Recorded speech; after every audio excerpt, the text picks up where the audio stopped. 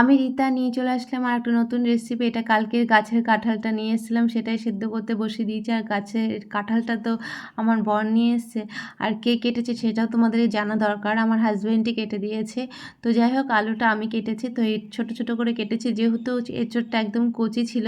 আর এবার দেখো আমি কড়াইতে দিয়ে দিলাম তেল, যেহেতু এঁচোড়টা আমার সেদ্ধ হয়ে গেছে, ওটা আমি নামিয়ে রেখেছি। কড়াইয়ের তেলে আমি দিয়ে দেবো প্রথমে আলুটা।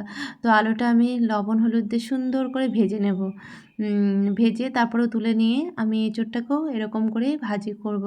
তো তোমরা এরকম করে খাবে। আমি ভেবেছিলাম চিংড়ি মাছ দেবো, কিন্তু এখানে নবরাত্রি চলছে, তার জন্য এখানে মাছ অ্যালাউ নেই, তো আর আনা হয়নি। তো এদিকে দেখো আমি দিয়ে দিলাম এখানে এঁচোড়টা, যেহেতু আমার আলুটা ভাজা হয়ে গেছে, এবার আমি সুন্দর করে এঁচোড়টাও ভেজে নেব। আর আমি আজকে মেন উপকরণ কী দেবো সেটাও তোমাদেরকে একটু পরেই দেখাচ্ছি, চলো।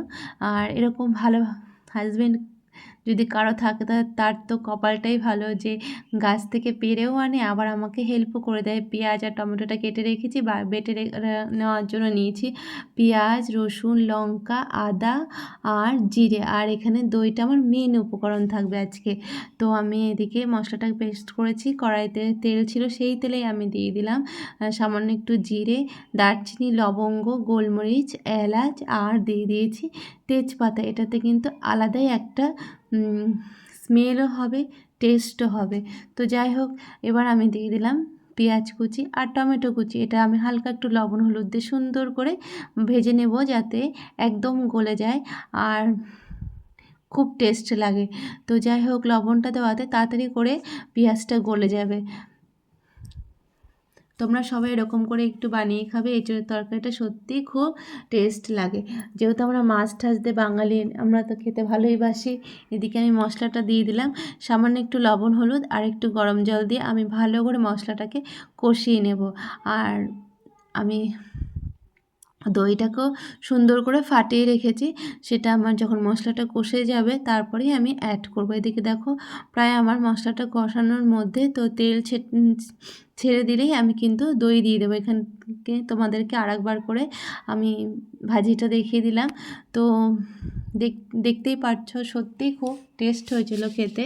তো যাই হোক, এদিকে দেখো আমার মশলাটা কষে গেছে, এর মধ্যে আমি দিয়ে দেবো দইটা।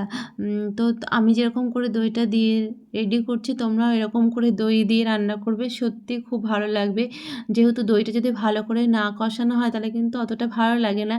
তো আর আঁচটা সবসময় বাড়িয়ে রাখতে হবে, আর সুন্দর করে নাড়তে হবে। তো নাড়তে নাড়তে দেখো আমি তোমাদেরকে দেখাচ্ছি, এরকমভাবে আমি কষিয়েছি, তোমরাও ঠিক রান্না করলে এরকমভাবে কষিয়ে নেবে। আর যদি তোমাদের জলের প্রয়োজন হয় একটু গরম জলও অ্যাড করে নিতে পারো, আমি দরকার ছিল না তাই আমি দেইনি। এবার আমি এর মধ্যে দিয়ে দিলাম ভেজে রাখা এঁচোড় আর আলুটা। তো এটা দিয়ে আমি একটু ভালো করে নাড়াচাড়া করব, একটু কষিয়ে নেব, সামান্য একটু গরম জলও অ্যাড করব যাতে ভালো করে মিশে যায়। তো যেহেতু কষানোর সময় কিন্তু একদম পুরো রেডি ছিল রান্নাটা, আগের থেকে যেহেতু সমস্ত কিছু ভাজা ছিল আমার, তো সামান্য একটুখানি কষানোতেই তেলটা ছেড়ে দিয়েছে। এর মধ্যে এবার আমি যেটুকু পরিমাণ ঝোল রাখার দরকার সেরকম পরিমাণ জল দিচ্ছি, তোমাদের আন্দাজ মতন তোমরা জল দিতে পারো। তো যাই হোক, এদিকে দেখো আমি জলটা অ্যাড করেছি, ভালো করে যখন ঝোলটা ফুটে যাবে তার মধ্যে আমি দিয়ে দেবো গরম মশলা, ঘি, চিনি। তাতে খেতেও টেস্ট হবে, স্মেলটাও ভালো থাকবে, আর সত্যিই খুব সুস্বাদু হবে খেতে। দেখো আমি এদিকে দেখো দিয়ে দিলাম গরম মশলার গুঁড়ো, আর দিয়ে দিলাম ঘি। আমি 1 চামচ ঘি অ্যাড করেছি, বেশি না দেওয়াই উচিত, যেহেতু নাহলে কিন্তু এঁচোড়ের টেস্টটা চলে যায়। তো যাই হোক, এই দেখো আমি সামান্য একটু ঘি অ্যাড করলাম এটাতে, আর যেটুকু পরিমাণ লবণ দরকার আমি মাঝখানে দিয়ে দিয়েছি। আর তোমাদের সামনে আমি আবার একটু চলে আসলাম আর তোমাদেরকে দেখিয়ে দিয়েছি লাস্টে, একদম এটা প্রায় বন্ধ করে দিয়েছিলাম, মানে বন্ধ করবো এরকম অবস্থায়। তো প্রায় রেডি হয়ে গেছে। আর যে আমাকে এত হেল্প করলো তাকে যদি আমি সামনে না নিই তাহলে কি করে হয়। চলো আমার ফৌজি বাবুর সাথে তোমাদের একটু দেখা করিয়ে দিই। এই যে বললাম চলো তোমাকে একটু দেখিয়ে দিই, আর আমি এটা গামলাতে নামিয়ে ফেলেছি। তো ভিডিওটা কেমন লাগলো অবশ্যই বলবে, ভালো লাগলে লাইক কমেন্টস করতে ভুলবে না। পুরো ভিডিওটা দেখার জন্য অনেক অনেক ধন্যবাদ। আজকের জন্য